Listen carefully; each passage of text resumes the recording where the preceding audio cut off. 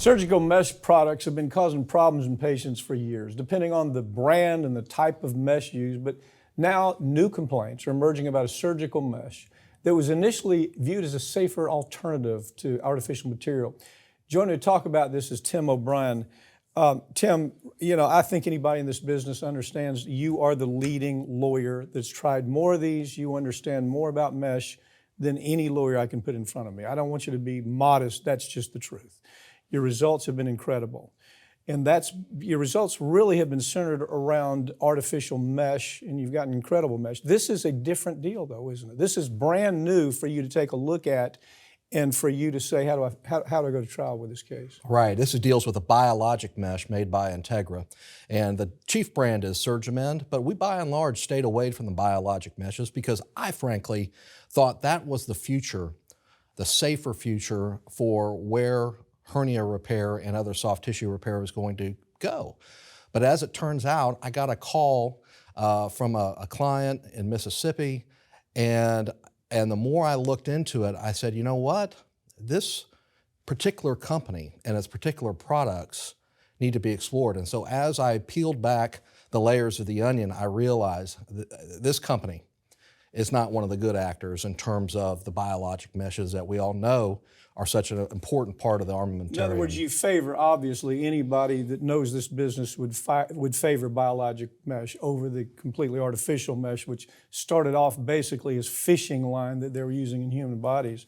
You tried those early cases. You saw the most damning documents. I saw you interviewed one time where you were talking about how bad the documents were in the artificial mesh. I'm going to call it fishing line. I know it's not fishing line, but it's the same material. So excuse me as I do that, but it'll keep us in this conversation. The fishing line mesh was something that you found that the company understood clearly created a physical problem, biological, physiological problem in the human body that caused serious issues, health issues with people, and you tried those cases. Tell us a little bit about that, and then I want to jump into biologics so the viewers can understand the difference here. Sure. Chiefly, it's made with polyester, these artificial meshes, either polyester or polypropylene. The cases we've been dealing with are the polypropylene cases, and chiefly with the company known as Bard, which is the market leader. Mm-hmm. And the chief brand of polypropylene they used was a brand called Marlex. And Marlex, since the year 2004, had on its material safety data sheet, the safety data sheet, do not use this. This is not fit for use in humans. Bard knew about it, Bard continued to make it, and hundreds of thousands of patients have received these Marlex mesh products that are causing things such as bowel perforations, death, sepsis, chronic pain. Look, I want to ask you this question. You've had just years of experience in the courtroom as just a wonderful trial lawyer. I've been there, as you know, for many decades with you. But I'm wondering, what is it in your mind that causes a company like Bard to say, yeah, we really messed up. We caused real injury to this person. In some instances, it killed this person. And they still aren't willing to come to the table, carry on a conversation and say, how do we deal with this problem? How do we fix the problem? And how do we compensate these people that we just caused huge physical suffering for? How do you do that? It's a numbers game for them. I mean, because right now with Bard, there's over 30,000 cases pending, and I'm leading most of those in Ohio with Kelsey Stokes. And to them, it's a numbers game because each and every trial that has come up so far, when we show the implanting doctor that Marlex document, the MSDS, and we say, had you known this, would you have put this in the patient? And they say, no, I would not have. And even to this day, Bard has never advised the doctors, we've got this prohibited polypropylene in patients. So they know O'Brien up there with his trials are coming up one at a time. They're playing a waiting game, a numbers game. So I heard you say one time that the corporate mentality is that, gee whiz, we'll do the waiting game, one trial, two trials at a time. Maybe they try 5 cases a year. There's thousands of cases out there.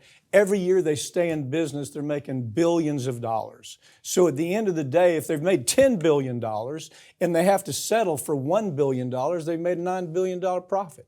Yeah, that's the mentality, isn't it? Right. The trial we have coming up very soon is a perfect plug. And this all that is the fishing line that's woven into a mesh. They get it hot, and they put it over a cone, looks like a badminton birdie, and then they have the doctors put it into patients. It costs them about $6 to make. They sell it for over $180 each. The gross margin is 89%. Their vice president of sales said, "We are the cash machine.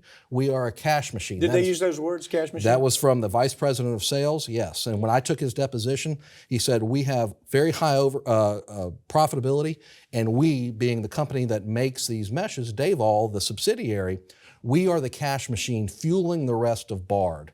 That's why they don't take these things off the market. You and I have talked time and time again. We see this conduct by corporate America. It's sometimes akin to just manslaughter. I mean, there's no other ways you can describe it. When people die with various products, people die. The company knew the chances of that person dying, projecting that that person would die somewhere down the line, are horrendous. The numbers are horrendous. Department of Justice doesn't do a thing about it. We have actually packaged up information about the most awful cases I can describe, all the way back to Factor 8, which was a product that killed hemophiliacs.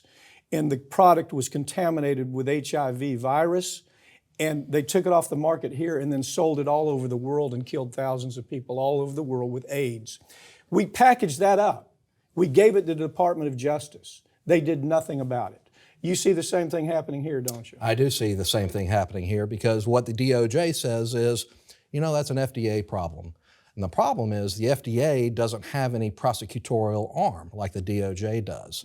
FDA is an administrative body. It's a regulatory body. It can't prosecute and put people away.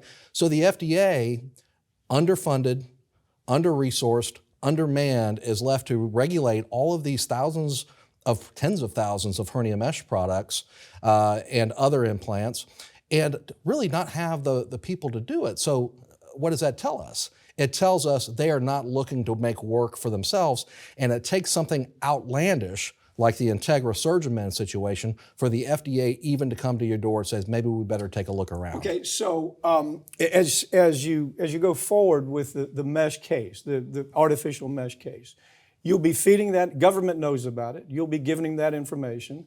Here's the problem.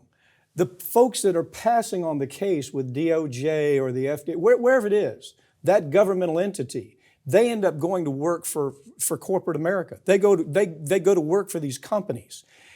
Isn't that kind of part of the plan? Isn't that part of the problem? You can't really trust the people overseeing this, because tomorrow they're going to be making $1 million a year working for the company.